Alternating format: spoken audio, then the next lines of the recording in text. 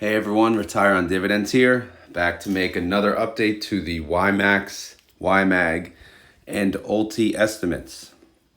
This will most likely be the last YMAX and YMAG estimate video because, as you see on the screen, they're changing to weekly distributions. In fact, that's happening next week, right?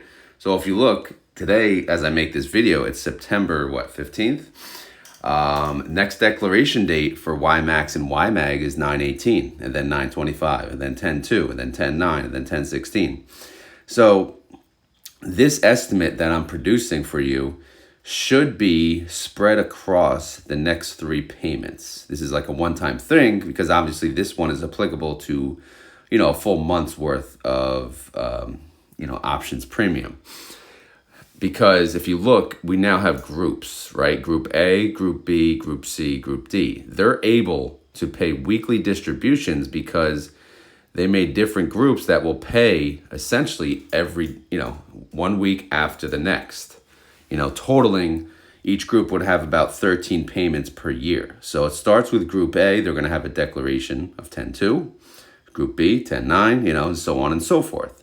So then obviously YMAX will take Group A's payment that they receive on 10/4, and they'll pay that amount on 10/11, and then so on and so forth. So a lot is, my original assumption was not the groups. I didn't think they were going to group and separate the covered call ETFs.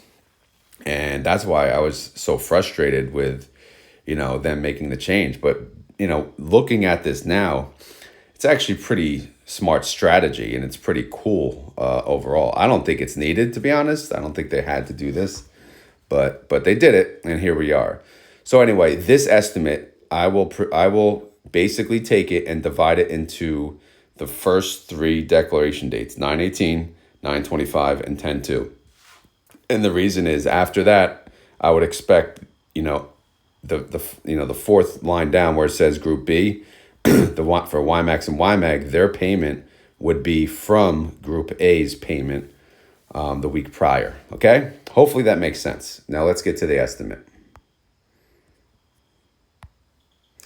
All right, so obviously this YMAX, YMAG distribution schedule is no more, so we can kind of forget that. And then this is the all other. This is the covered call ETF schedule. We can forget that. And then here's my weekly tab. I don't know if you guys remember this. I was covering it. I'm like, this is the 4 different scenarios.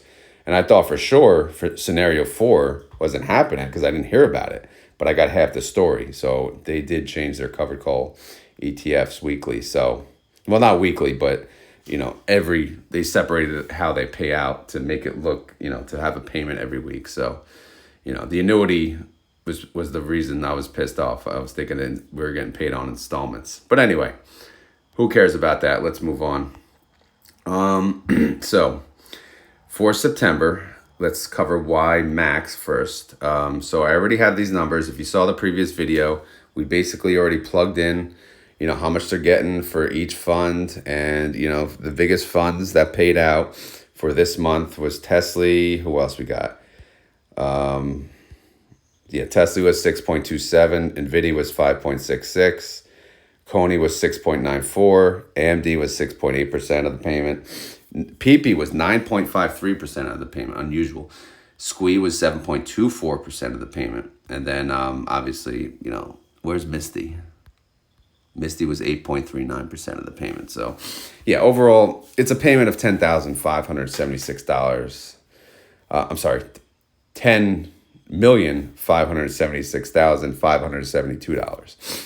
And at the time, the outstanding shares was 14,525,000, totaling a payment of 73 cents. And then we had this little cushion here, but forget the cushion. We'll just use the new number. We'll go down here.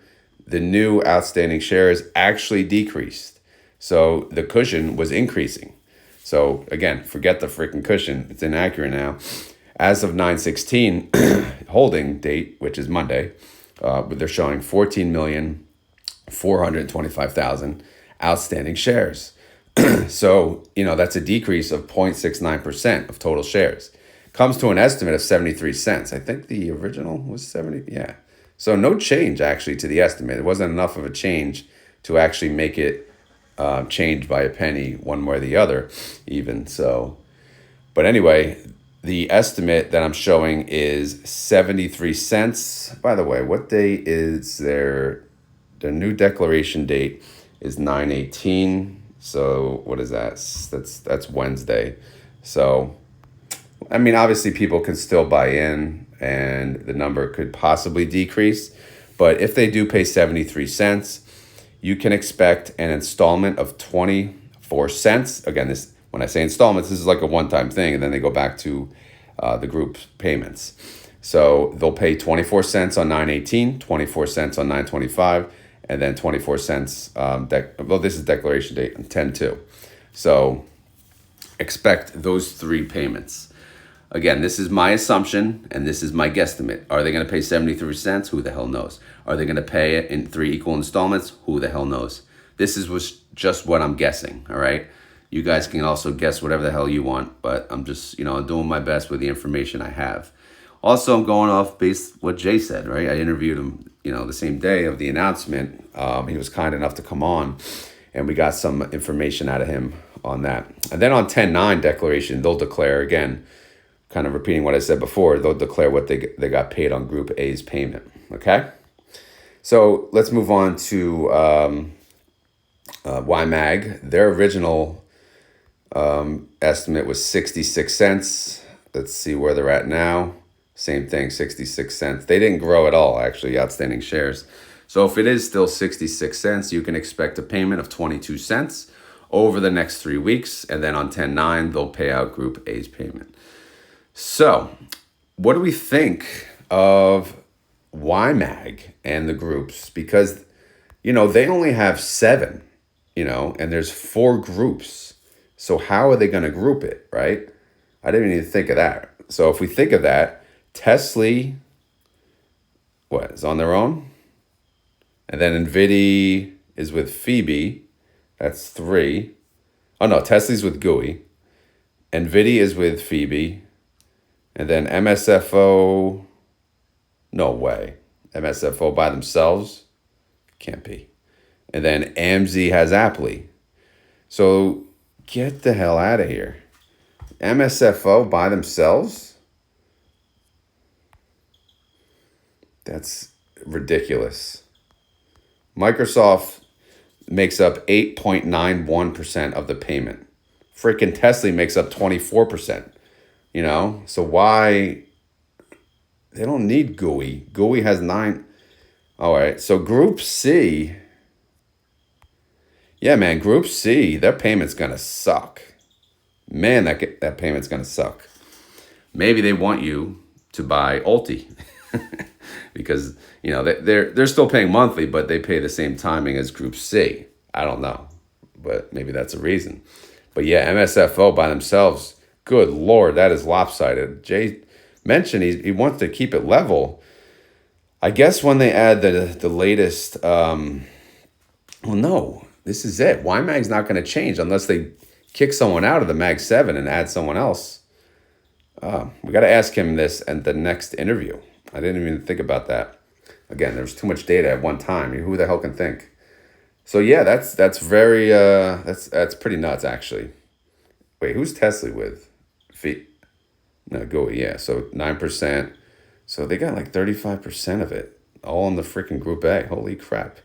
And then who does NVIDIA have? Phoebe? I mean, forget it. That's a powerhouse. Another 33%. Yeah, that's not fair, man. You're gonna leave MSFO by themselves? That's evil. That is evil. All right. So anyway, the estimates are for YMAG. You can expect 22 cents approximately per week coming the next 3 weeks. And then YMAX approximately 24 cents over the next 3 weeks. All right? Again, that's my guesstimate based on my assumptions. Who the hell knows what they're going to do? All right, let's go to ULTY. ULTY, let's see what changes they made, who they added. Let's take a look at their holdings. AST Space Mobile. 123% implied volatility. Okay.